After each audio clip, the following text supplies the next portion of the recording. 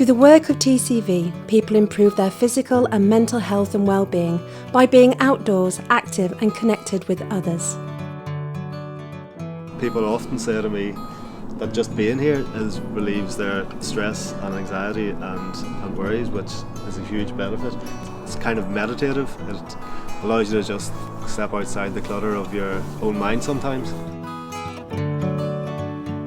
You know, there are very powerful multisensory stimulations of being out in contact with nature, and we're getting that from, you know, the sounds of the birds, visually and aesthetically, the different textures, the different colours, the feel of the soil, the feel of different plants, the smells they're constantly around us. Green Gym, group-based physical activity with a purpose. A lot of communities now, we know there's a lot of isolation, so people live in single occupancy households. So Green Gym brings people together to do something that the community values, so maybe planting trees, maybe opening up paths, things like that. A typical session would start with a short warm-up, followed by an hour of activity that could be anything from planting trees to sowing a meadow to building habitat boxes. Then we'll have a short tea break. This section is actually really important for volunteers to socialise and connect with one another. And then that will be followed by another activity for about an hour. And then we'll all end up with a cool down. TCV's Green Gym brings people back into this natural connection, this natural affinity with green spaces. So aside from the stuff that we do, just being in green spaces with groups of people benefits us and the green spaces at the same time. I'm 70 years old and I want to stay young and fit for as long as possible.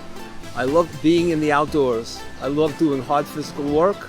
I love doing meaningful work that's not only good for myself, but good for the community. With the Green Gym, we'd have a lot of people who might have mental health issues or have learning disabilities.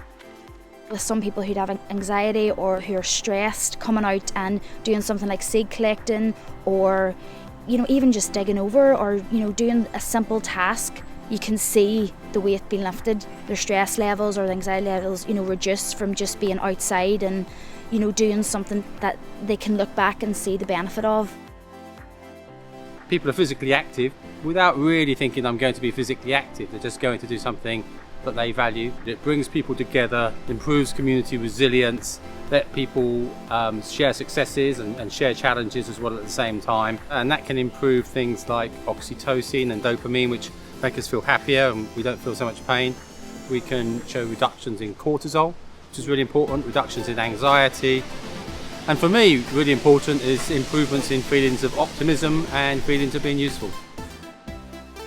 Nature deficit disorder is quite well known nowadays, especially among young people, but still in the older generations there's a lot of people that just don't get access to outdoor environments. They're not necessarily the kind of people that would want to go to your traditional gym, whereas if you get them out into a space like this, they see a real difference, a real tangible change as they work upon it, so they get to see something positive that they've actually done. You also see constantly things in growth. If there's a seed that you've collected and then you've prepared it, you've put it in the ground and suddenly it becomes a tree, it's because of you that that thing is alive now and because the care that you put in. So I think what people learn as well is that it just takes a little bit of care to create a lot of life, and it can be very beneficial for your own mental health. Social prescribing recognises how social, economic and environmental factors affect people's health, where medication alone is unlikely to provide a sustainable improvement.